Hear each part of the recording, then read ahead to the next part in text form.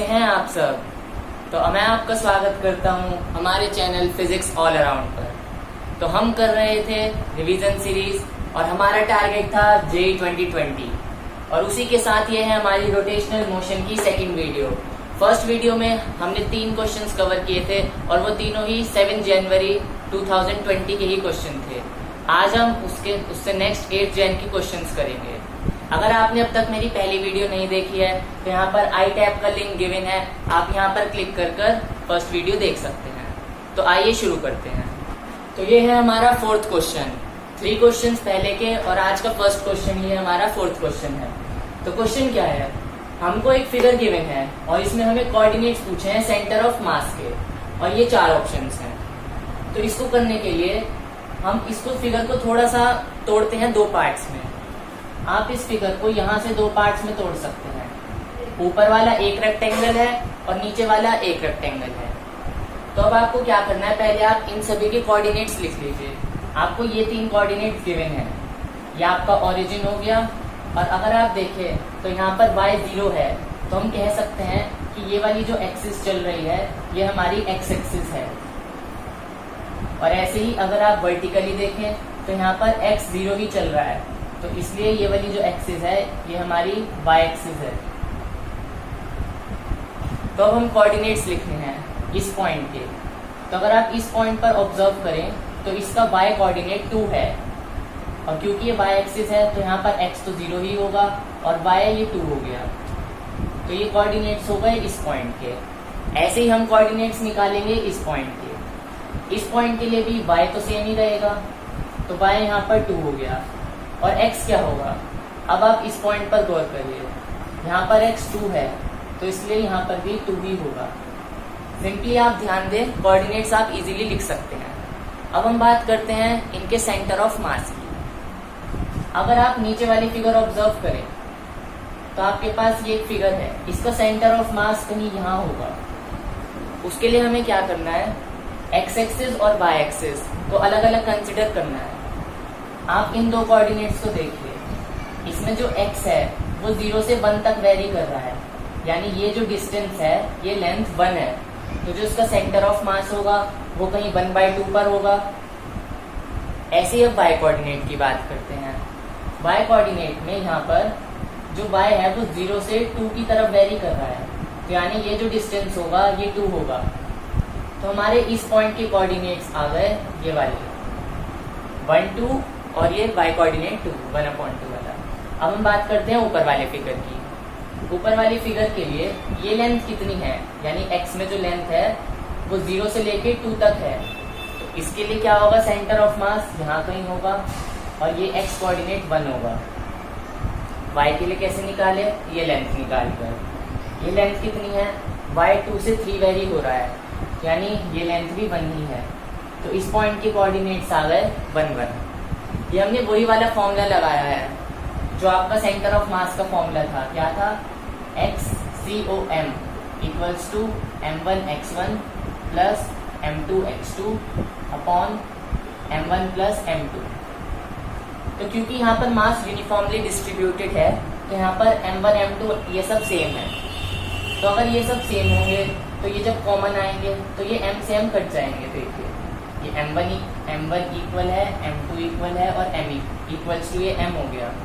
तो आप इसको कैसे लिख सकते हैं, mx1 mx2 upon m plus m। तो ये यहाँ पर 2m हो जाएगा और जो ऊपर न्यूमरेटर है वहाँ से आप m कॉमन निकाल सकते हैं। तो फाइनली आपका m से m कट जाएगा और आपके पास ये इक्वेशन आएगी x1 plus x2 equals to 2। हमने ऊपर यही किया है, हमारे पास ये था फर्स्ट x1 कोऑर्डिनेट और ये था सेकंड x2 कोऑर्डिनेट। हमने इनको सिंपली XCOM यानी सेंटर ऑफ मास का x कोऑर्डिनेट निकालने के लिए ये फॉर्मूला अप्लाई किया है, वरना आप ज्योमेट्रिकली भी समझ सकते हैं कि हम डायरेक्टली ये लिख सकते हैं। तो हमने यहाँ तक क्या किया है, हमने इस पूरे से ये जो एक सरफेस है इसको एक पॉइंट ऑब्जेक्ट में कन्वर्ट कर लिया है, क्योंकि सेंटर ऑफ मास का मतलब ही ये होता है कि उस फिगर का सारा मास उस एक सेंटर पर आकर लाई कर जाता है। तो हमें इससे क्या पता चलता है कि अगर ये हमारा ओरिजिन है, ये हमारी वही x एक्सिस थी और ये हमारी वही y एक्सिस थी, यहाँ कहीं जिसका हमारा कोऑर्डिनेट है 1/2 2। इस पूरे मास का जो सेंटर है वो यहाँ पर है, यानी ये सारा मास इस एक पॉइंट पर लाई करता है। ऐसे ही जो ऊपर वाली फिगर हो गई, ऊपर वाला रेक्टेंगल, इसका सारा मास इस पॉइंट पर लाई करता है, जो कि है 1 1। ठीक है, और क्योंकि ये पूरी यूनिफॉर्म है तो इसका मास कांस्टेंट ही होने वाला है, जैसे कि मैंने आपको बताया था। तो यानी यहाँ पर भी मास m है और यहाँ पर भी मास m है। अब आपको सिंपली वापस से यही फॉर्मूला लगाना है नेट सेंटर ऑफ मास निकालने के लिए, यानी आपको 2 बार लगाना पड़ा। पहली बार आपने एक सरफेस को एक पॉइंट ऑब्जेक्ट में कन्वर्ट किया, और दूसरे में आपने 2 पॉइंट ऑब्जेक्ट से सेंटर ऑफ मास निकाला।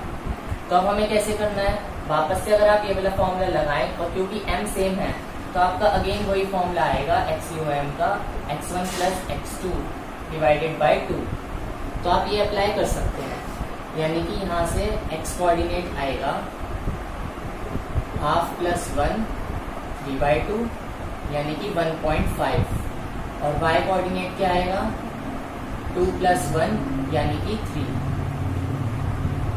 और यहाँ पर अपॉन 2 है तो यहाँ पर भी ये अपॉन 2 हो गया। अच्छा, यहाँ पर ये अपॉन 2 है गया, ये हमारा क्या था x1 और ये क्या था x2, तो यहाँ पर अपॉन 2 भी है, तो इस वजह से यहाँ पर 3/4 हो जाएगा, और 3/4 की वैल्यू क्या होती है 0.75, और ये हमारा आ गया 1.5 x1 + x2 अपॉन 2, मतलब यहाँ पर y है तो ये y कोऑर्डिनेट है y1/2। तो इससे हमारा क्या आंसर आया 0.75 और 1.5। तो आप देख सकते हैं ये हमारा बी ऑप्शन मैच करता है। तो यही था हमारा इस क्वेश्चन का रिक्वायर्ड आंसर। अब हम बढ़ते हैं अपने नेक्स्ट क्वेश्चन की ओर। सो गाइस, ये है हमारा 5th क्वेश्चन। तो क्वेश्चन में क्या गिवन है, a uniform solid sphere of radius r has a cavity of radius 1 metre cut from it. If centre of mass of the remaining part lies at the periphery of the cavity, then, यानी हमें 4 options given है और ये एक relation है, हमें बताना है कि इसमें से कौन सा रिलेशन सही है। तो ये जो बड़े वाला यहाँ पर दिया हुआ है ये एक सॉलिड स्फीयर है, और साथ ही में ये यहाँ पर जो आपको एक छोटा सा दिख रहा है ये इसकी कैविटी है। कैविटी का क्या मतलब होता है, यहाँ पर एक होल है, यानी यहाँ पर होल क्रिएट किया गया है ये पार्ट कट कर कर। तो अगर आप ये वाला पार्ट कट कर लेंगे तो रिमेनिंग पार्ट क्या बचेगा, ये वाला। तो इसी रिमेनिंग पार्ट के लिए वो क्या कहता है कि इस रिमेनिंग पार्ट का जो सेंटर ऑफ मास है वो लाई करता है eight the periphery of the cavity. Periphery का मतलब होता है सरकमफ्रेंस पर। तो ये इसका जो कैविटी है इसका सरकमफ्रेंस है, और रिमेनिंग पार्ट का सेंटर ऑफ मास यहाँ लाई करता है ये C3 जो गिवन है। ये C1 क्या है, ये C1 ये जो बड़े वाला सॉलिड स्फीयर है उसका सेंटर ऑफ मास है, और जो C2 है ये जो छोटे वाली कैविटी है उसका सेंटर ऑफ मास है।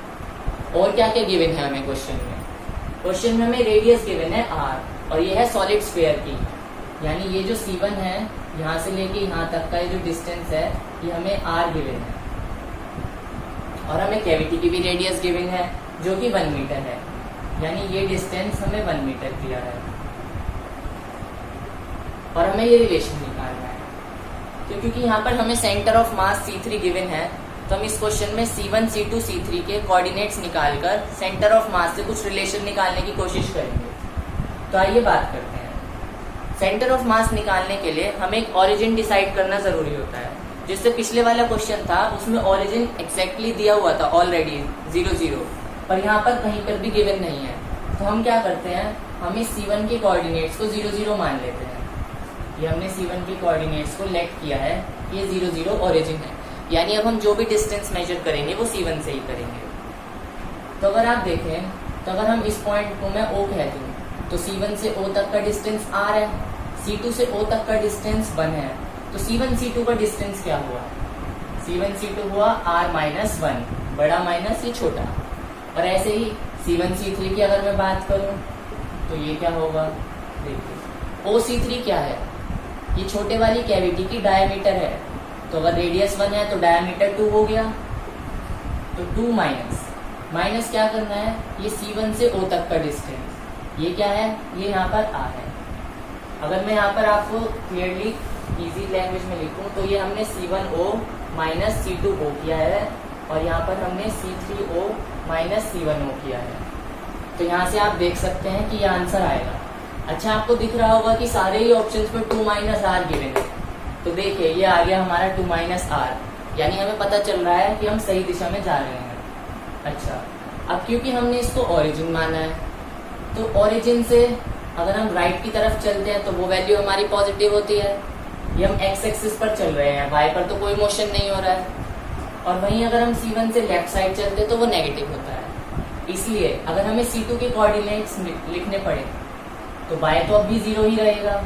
x क्या बना, x बना ये r माइनस 1, और क्योंकि ये राइट साइड में है तो ये पॉजिटिव ही रहेगा, यानी r माइनस 1 0, ये बना C2 का कोऑर्डिनेट। अब वहीं C3 का क्या कोऑर्डिनेट बनेगा, ये 2 माइनस आर है, ये जो हमने निकाला था, लेकिन क्योंकि नेगेटिव साइड है तो हमें यहाँ पर नेगेटिव साइन भी लिखना पड़ेगा, यानी हम इसको r माइनस 2 लिखेंगे। ये सब सिंपली कार्टेशियन जो आप सिस्टम पढ़ते हैं उसी की वजह से हुआ है। तो अब हमें यहाँ पर तीनों के कोऑर्डिनेट्स पता चल गए। अब बात करते हैं मास की, क्योंकि सेंटर ऑफ मास के फॉर्मूले में हमें मास भी चाहिए होता है। तो देखिए, क्योंकि ये जो कैविटी है ये एक सॉलिड स्फीयर में से ही कट की गई है, तो इसके अंदर का मटेरियल भी सेम होगा, यानी हम कह सकते हैं कि इस पूरे में डेंसिटी सेम होगी। तो यहाँ पर कांस्टेंट क्या है, डेंसिटी, जिसको हम रो कह रहे हैं। और हम मास को क्या लिख सकते हैं, देखिए डेंसिटी का फॉर्मूला होता है मास अपॉन वॉल्यूम, तो इसलिए हम मास को लिख सकते हैं डेंसिटी इंटू वॉल्यूम। तो d इंटू वी लिख रहा हूं मैं, ये है डेंसिटी इंटू वॉल्यूम। तो अब क्या करना है हमें, डेंसिटी तो सबकी सेम है, वॉल्यूम सबका डिफरेंट होगा क्योंकि सबकी रेडियस डिफरेंट है। तो आइए अब हम उसको कैलकुलेट करते हैं। अगर मैं बात करूं कैविटी की, ये हम बात कर रहे हैं कैविटी की, तो कैविटी का रेडियस क्या है 1 मीटर, और वॉल्यूम का फॉर्मूला क्या होता है एक सॉलिड स्फीयर के लिए 4/3 पाई आर क्यूब। तो अगर आप यहाँ R1 रखेंगे तो सिंपली 4/3 पाई आ जाएगा। ये हो गया कैविटी का वॉल्यूम।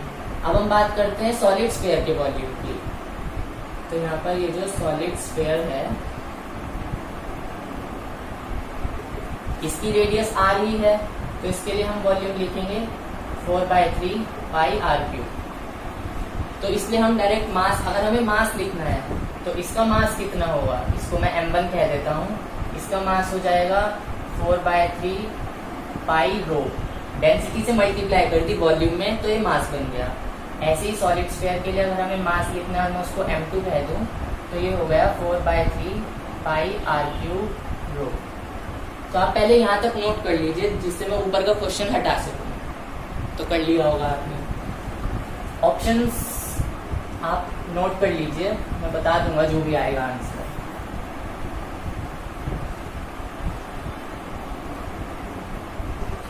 चलिए, तो अब आपको क्या चाहिए, अब आपको मास चाहिए रिमेनिंग पार्ट का। तो रिमेनिंग पार्ट का मास कैसे आएगा, अब हम बात कर रहे हैं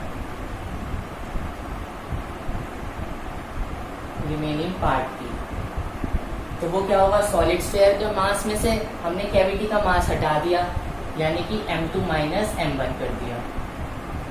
तो इसको आप क्या लिखेंगे 4/3 पाई कॉमन आ जाएगा, रो भी कॉमन आ जाएगा, ये बचा r³ माइनस 1।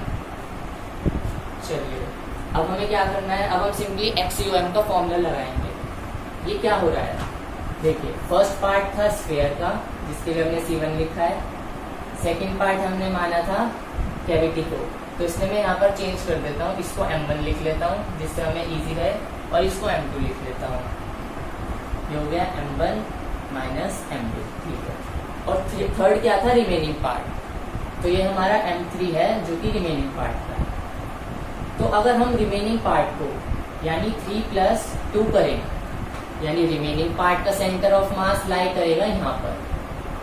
कहने का मतलब समझिए, जितना ये रिमेनिंग पार्ट है जो शेड हुआ है वो सब एक पॉइंट पर लाई कर सकता है, यही सेंटर ऑफ मास की डेफिनेशन है। तो वो उसका सेंटर ऑफ मास ये C3 है, तो वो इस पॉइंट पर सारा मास लाई कर गया जो था m3।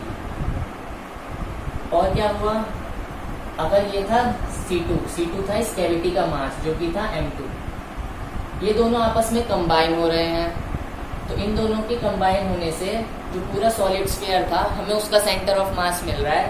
तो हमें ऐसे ही सॉल्व करना है।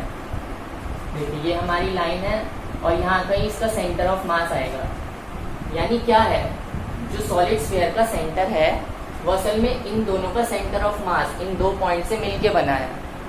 तो अब आप क्या करेंगे, इसकी कोऑर्डिनेट्स 0 0 गिवन है, यानी हमारा सेंटर ऑफ मास का क्या फॉर्मूला होता है, m1x1 plus m2x2 upon m1 plus m2। इस फॉर्मूले में m1 और m2 x1 x2 क्या होते हैं, ये हमारा फर्स्ट कोऑर्डिनेट, ये हमारा सेकंड कोऑर्डिनेट, और XUM ये सेंटर का होता है।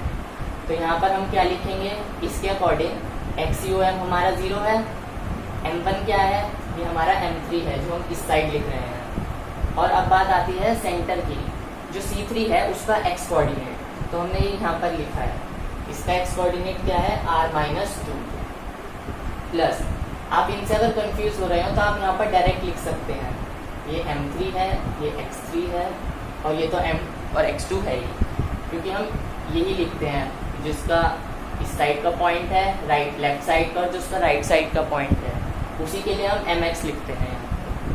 तो अब बात करते हैं सेकंड की। तो सेकंड का मास हमने कहाँ निकाला है, अच्छा हम यहाँ पर पुट कर सकते हैं क्योंकि हमने m3 का मास ऑलरेडी निकाल लिया है, तो आइए इसको भी पुट कर देते हैं। ये है 4/3 पाई रो r³ - 1 और r-2 प्लस m2 का मास हमने कहाँ निकाल रखा है, ये रहा, यानी कि 4/3 पाई रो, और इसके लिए x2 क्या है, x2 यानी कि ये रहा, ये था r-1 अपॉन, ये होगा अब हमारा m1 प्लस m2, यानी ये वही है हमारा क्या, m3 प्लस m2, मैंने बताया था ना हम यही लेते हैं। तो ये पूरा m3 है, ये इधर जाकर क्या बनाएगा, ये m1 ही है, यानी ये हमारा इक्वल है m1 के। m1 हमारा क्या है 4/3 पाई r³ रो। आपको थोड़ा सा क्वेश्चन लेंदी भी, पर इसका मेथड यही है कि आपको कुछ नहीं, पहले सबके सेंटर, जितने भी सेंटर्स हैं अलग अलग पार्ट के, उसके आपको कोऑर्डिनेट्स लिखने हैं, उनके लिए कुछ मास का रिलेशन निकालना है, और उसके बाद आपको सेंटर ऑफ मास का फॉर्मूला लगाना है।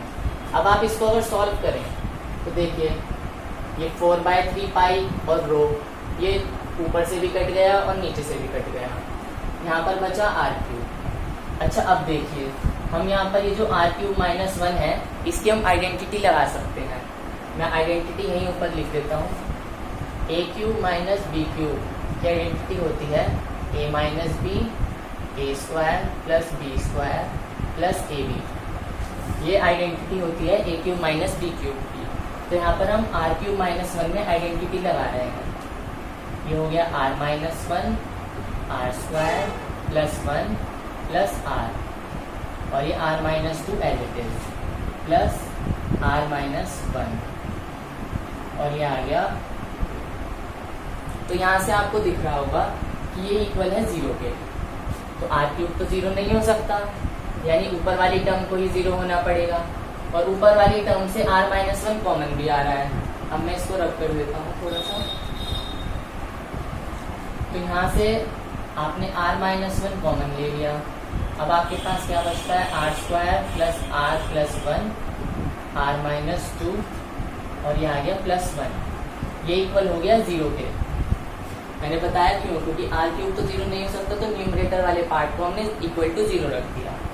अब देखिए ये अब हमारा क्या बना क्वेश्चन, देखिए किसी से मैच कर रहा होगा, ऑप्शंस क्या थे हमारे, r² plus r plus 1 minus r, जी। तो देखिए ये जो पूरी टर्म है इसको हम कैसे सॉल्व कर सकते हैं,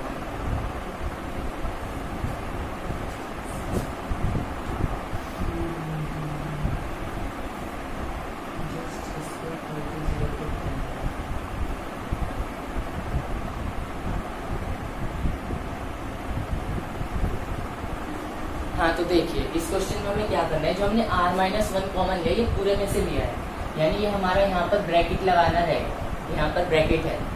अच्छा r³ 0 नहीं हो सकता था, बात करते हैं r-1 की, r-1 भी 0 नहीं हो सकता है, क्योंकि अगर r-1 0 होगा तो r = 1 आ जाएगा, पर ये तो नॉट पॉसिबल है, क्योंकि फिर तो सॉलिड स्फीयर और कैविटी पूरे हो जाएंगे, फिर तो कुछ रिमेनिंग पार्ट बचेगा ही नहीं, इसलिए ये केस रिजेक्ट हो जाता है। तो बचता क्या है, ये वाला केस, यानी कि r² + r + 1, ये r-2 और ये +1 = 0 आ गया।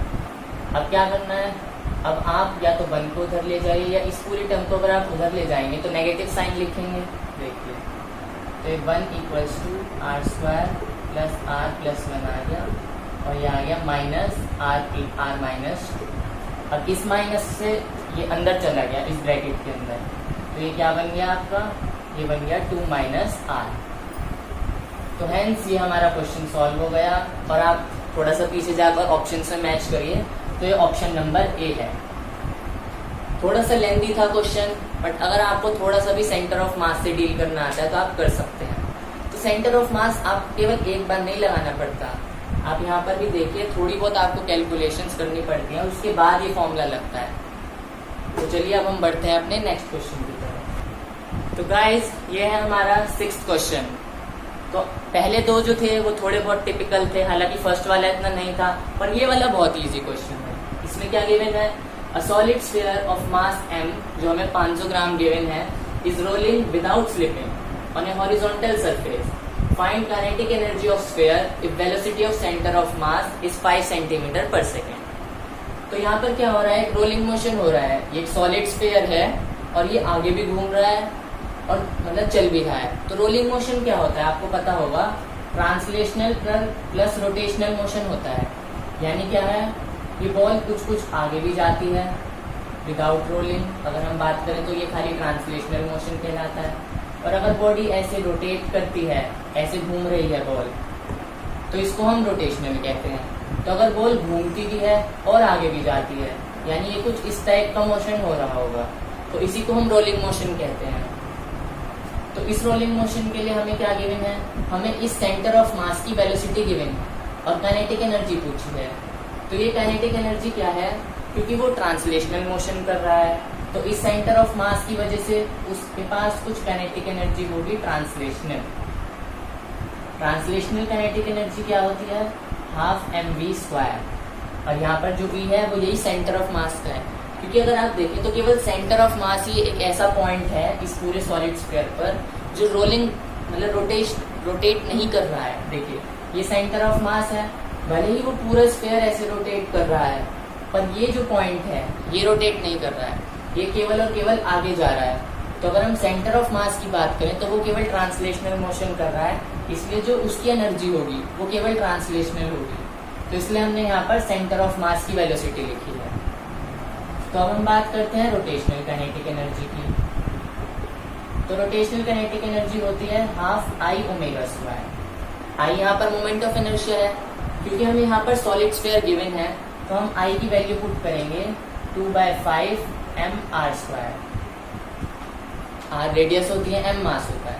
तो यहाँ पर हमें मास गिवन है जो कि है 500 ग्राम, m है 500 ग्राम, लेकिन ये क्योंकि ग्राम में है और एनर्जी हमें जूल में निकालनी है, यानी SI यूनिट में निकालनी है, तो इसलिए हम इसको भी kg में लिखते हैं, यानी कि 500/1000 kg, यानी कि ½ kg। तो यहाँ पर मैं m की जगह हाफ लिख सकता हूँ, ये मैंने हाफ लिख दिया। अब हम बात करते हैं v और ओमेगा की। तो देखिए हमें यहाँ पर v तो गिवन है पर ओमेगा गिवन नहीं है, लेकिन हम ओमेगा को v की टर्म्स में कन्वर्ट कर सकते हैं। हम लिखते हैं v = ω/r, ये हमारा रिलेशन होता है, रोटेशनल के लिए यही रिलेशन है। तो यहाँ पर आप ओमेगा की जगह v/r लिख सकते हैं, यानी इस ω² की जगह पे हम v²/r² लिख सकते हैं, और I की जगह पर हमें ये लिखना है। तो आइए अब हम देखते हैं कि ये क्या बनता है। ये R यहाँ पर कैपिटल ही ले लेते हैं, क्योंकि हमने यहाँ पर भी कैपिटल ही लिया है। तो ये हमारा v²/r²। अब देखते हैं हम kinetic energy rotation, half as it is. I ये पूरी टर्म है, ये 2 से 2 आप यहीं पर कैंसिल भी कर सकते हैं, यानी ये आया r²/5, एंड हमने हाफ ही पुट कर दिया था। अब क्या बचता है, ये बचता है v²/r²। तो देखिए भले ही हमें यहाँ पर रेडियस गिवन नहीं थी, पर हमें उसकी जरूरत ही नहीं पड़ी, क्योंकि यहाँ पर r² से r² कैंसिल हो गया, और ये क्या बचता है 1/10 v स्क्वायर। ठीक है, v की वैल्यू भी हमें गिवन है, वो क्या है 5, बट ये क्या है, ये भी ऐसा यूनिट में नहीं है, सेंटीमीटर पर सेकंड को हम ऐसा यूनिट नहीं मानेंगे। तो आइए वेलोसिटी को भी ऐसा यूनिट में करते हैं। 5 सेंटीमीटर पर सेकंड को सेंटीमीटर को मीटर में कन्वर्ट करेंगे तो हम 100 से डिवाइड करेंगे, यानी ये 10-2 पावर आ जाएगी और ये बन गया मीटर पर सेकंड। ये हो गई वेलोसिटी, इसको हम यहाँ पुट कर सकते हैं। या हम वेलोसिटी बाद में कॉमनली ले लेंगे क्योंकि हमें नेट काइनेटिक एनर्जी निकालनी है। आप यहाँ पर m की वैल्यू क्या पुट करेंगे, हाफ। अभी मैंने बताया हमने हाफ कहाँ से निकाली, तो ये ट्रांसलेशनल हमारी हो गई v²/4 और रोटेशनल हो गई v²/10। हमें निकालनी है नेट काइनेटिक एनर्जी। तो अगर मैं बात करूं नेट काइनेटिक एनर्जी, तो ये हो जाएगी kinetic energy translational plus kinetic energy rotational, और ये क्या है v²/4 प्लस v²/10। अब सिंपली आप v² कॉमन ले लीजिए, उसकी वैल्यू हम अभी बाद में पुट करते हैं। हम यहाँ पर एलसीएम ले रहे हैं, तो एलसीएम लेकर हमारा क्या आएगा, ये 20 एलसीएम आ गया, तो यहाँ पर 5 आया और यहाँ पर 2 आया। आप सिंपली यहाँ पर एलसीएम लेके देख लीजिए, आपका यही आ जाएगा। तो अब हमारी काइनेटिक एनर्जी की क्या वैल्यू आई, v² इंटू 7/20। अब हम यहाँ पर v² पुट कर सकते हैं, और v² क्या है हमारा, ये इसका स्क्वायर करेंगे तो हमारा बचेगा 25 इंटू 10⁻⁻4 इंटू 7/20। तो यहाँ पर ये 5 से कैंसिल हो गया, तो इसको सॉल्व कर हमें क्या मिला, 35/4 इंटू 10⁻⁻4 जूल। तो ये आया हमारा आंसर, और ये आंसर हमारा कौन सा है, ये हमारा हो गया ऑप्शन बी। तो बाकी दो में से यही ऐसा क्वेश्चन था जो थोड़ा सा इजी था, जिसमें हमें थोड़े बहुत ही से केवल फॉर्मूले करने थे, मतलब ज़्यादा कैलकुलेशन भी नहीं थी। चलिए, तो आज की वीडियो को हम यहीं तक रखते हैं। अब जो उसके आगे के क्वेश्चंस हैं वो हम नेक्स्ट वीडियो में कवर करेंगे।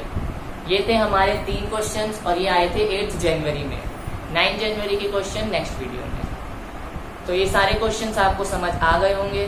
फिर भी अगर आपको कोई डाउट बचता है या कोई किसी क्वेश्चन में प्रॉब्लम है तो आप मुझसे कमेंट बॉक्स में पूछ सकते हैं। Thank you.